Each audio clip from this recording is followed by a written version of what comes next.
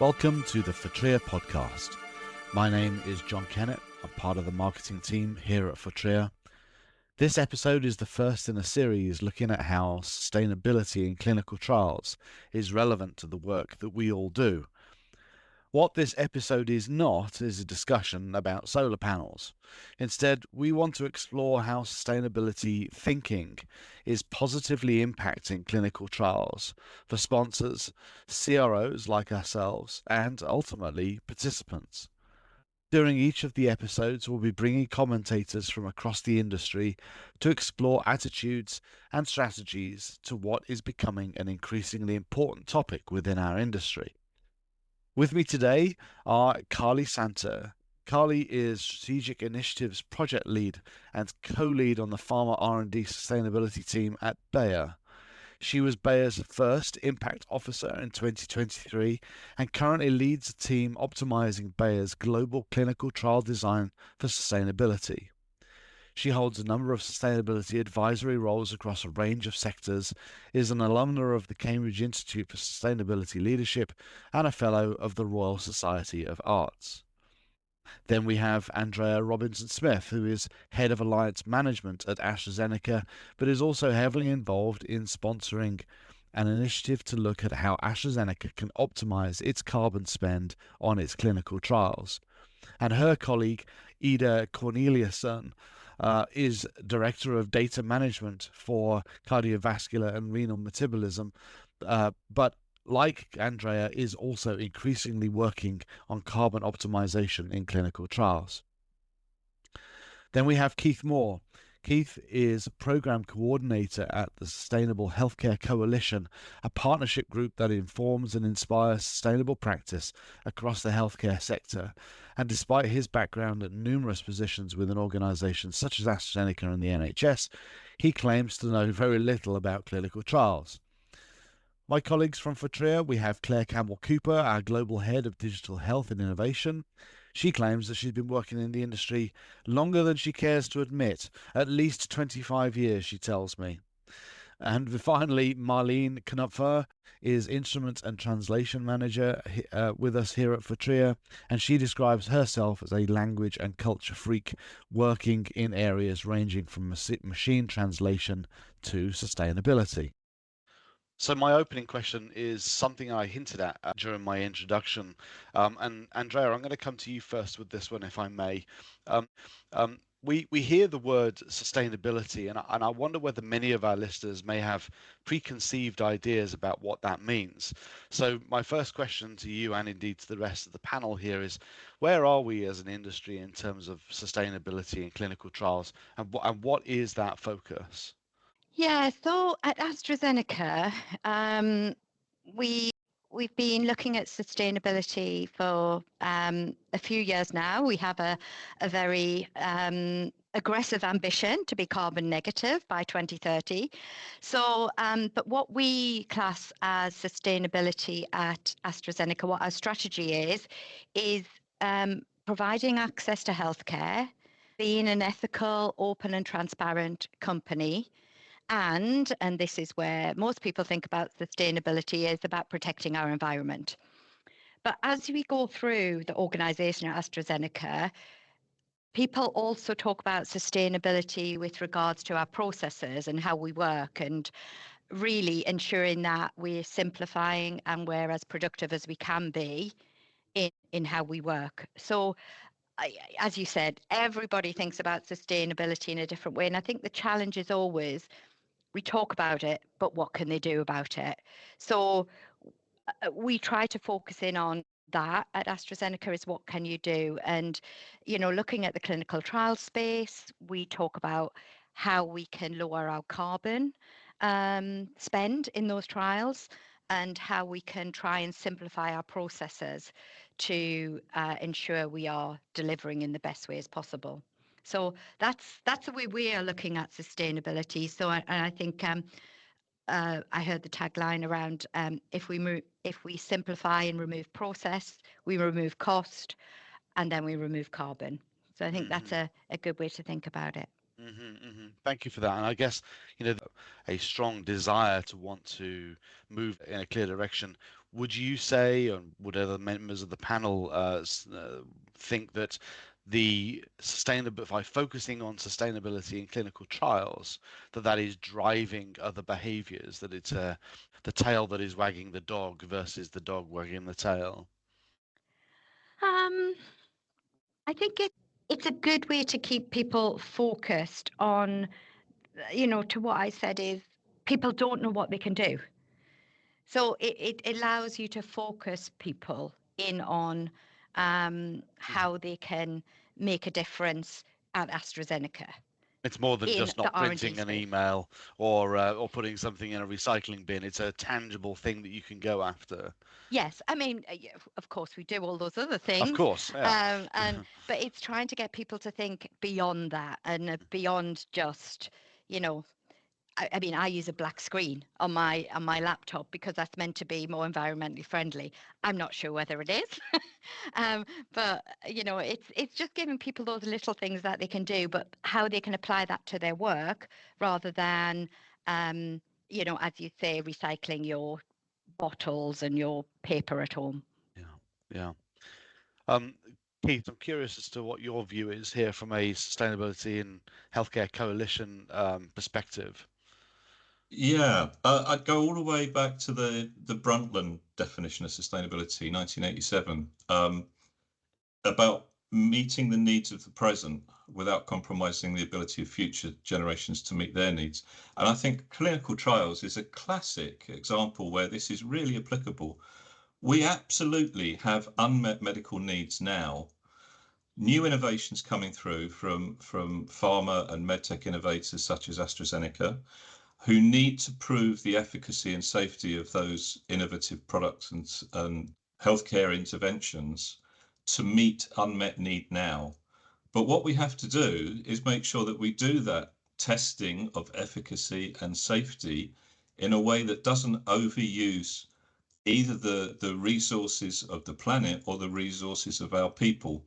And by that, I mean our staff and our patients involved in these trials, so that we do these things as efficiently and effectively as possible. And indeed, keeping the cost down to reasonable levels, because everyone knows that the cost of healthcare is a major political problem in just about every area of the world. So I would see sustainability for clinical trials in that lens. Yes, and indeed, as we've been preparing for this, it very much has come across to me as this being a win-win-win. It's good for the environment. It's actually good for the operation of clinical trials. Efficiency and productivity are words that are on our lips all of the time. And Claire, I wonder whether I might ask you, how is this impacting patients as we're going out and recruiting on trials for our colleagues in companies like AstraZeneca? How are we seeing that kind of pull through from patients and participants? I think the thing we see a lot is that the reason that people take part in clinical trials is quite often for altruistic reasons and also to benefit the future populations, either just generally through healthcare or those with the same disease that they have got. And I think that's really interesting. And that lends itself to what Keith was just saying about what sustainability is about overall. And I think when you actually take the corporate values and everything out of it, which are brilliant in themselves, the interest we see from the individuals, both our own employees and also the people that are taking part of clinical trials, are really raised and want to be participating in this. So for us, it's a really good byproduct of our recruitment is to show that we are actually being sustainable and looking to our participants to be sustainable as well. And then one of the things that we're doing as well is looking at how we're recording travel and things like that, so we can see what the overall carbon footprint is, so that we can then make adjustments to our protocols and schedules so that we can be more sustainable in the future as well. Yeah, indeed. One of the questions that I had for this panel was, where the rubber is meeting the road, right? So, what where is progress being made? And I wonder whether different members of the panel here have got examples of where these kind of sustainability lens is helping. Ida, I wonder whether there's something that you can offer us there. Yeah, so in AstraZeneca, just like Andrea said, we started the work already. I think it was back in 2021, so or even before that, to start to do this life cycle analysis to look at where we actually have our hotspots.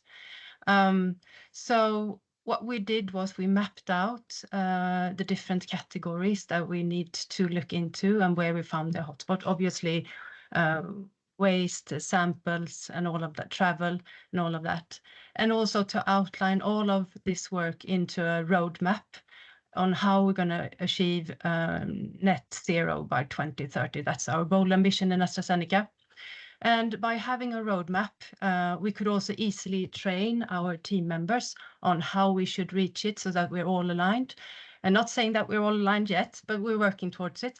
So we can actually pinpoint the different areas where we can actually do something. And for that, we want to make it as simple as possible. We want to embed sustainability in ways of working. We've seen that that can be done by already at design phase of a clinical trial. So we're using our cost estimation tool for that. So we see where there is a lot of costs, also that is a lot of carbon in there. So we use our carbon tool in our cost estimation tool for this. So already at design stage, we can look and do different version of the protocol and see what drives the carbon or how we can decrease the carbon. So we think that is the way forward. Yeah, that sounds like a very powerful tool and again, a useful lens to be looking through. Carly, I wonder whether you have examples from your work at Bayer.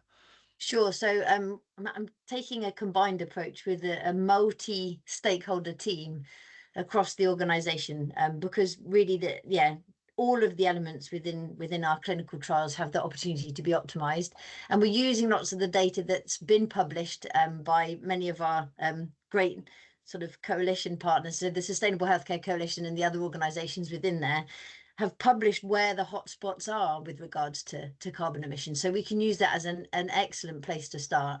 I also, just to comment, view carbon as a real signal as to where you're going to identify waste. So waste of people, time, plastic, water, any sort of finite resources, as well as a waste of money. So there's this term, carbon tunnel syndrome. It's really important that we don't get stuck in that tunnel, but that actually we can use carbon as this excellent transmitter. So this combined approach is looking at our large and impactful ongoing trials. So some of our later phase 2 and phase 3 trials are really big.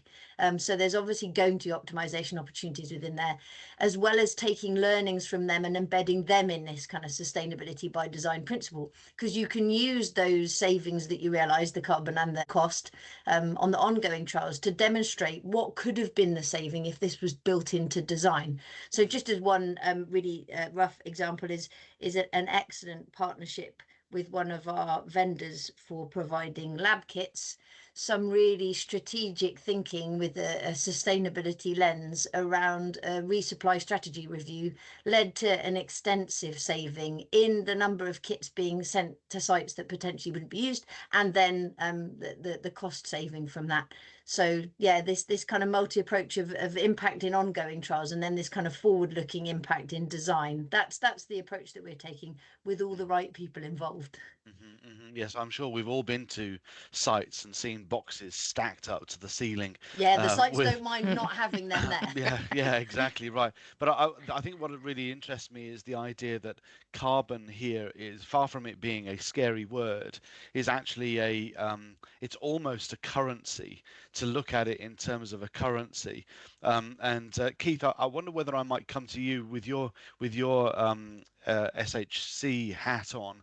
I'm particularly curious as to whether or not you've seen any of this in adjacent industries to us as well, that's where this has really had an impact. I won't go too far away, but in the healthcare industry generally, the healthcare sector generally, what we see time and again is that you apply a carbon filter, a carbon lens to your sustainability appraisals of what you're doing, and the co-benefits come out massively. So, for instance, in the area of diagnostics, we did some work with Oxford and Roche on a new diagnostic test for preeclampsia. Terrible, debilitating and stressful illness syndrome at the end of pregnancy. Clinicians rightly have taken a very conservative approach to it, and if there's the slightest whiff of danger that a lady is going to suffer with preeclampsia, they will get them into hospital for monitoring. Providing this new diagnostic test, it's a new test, so it's an additional thing that pathology labs weren't doing before. It's an additional footprint to their work and to their workload and to their impact.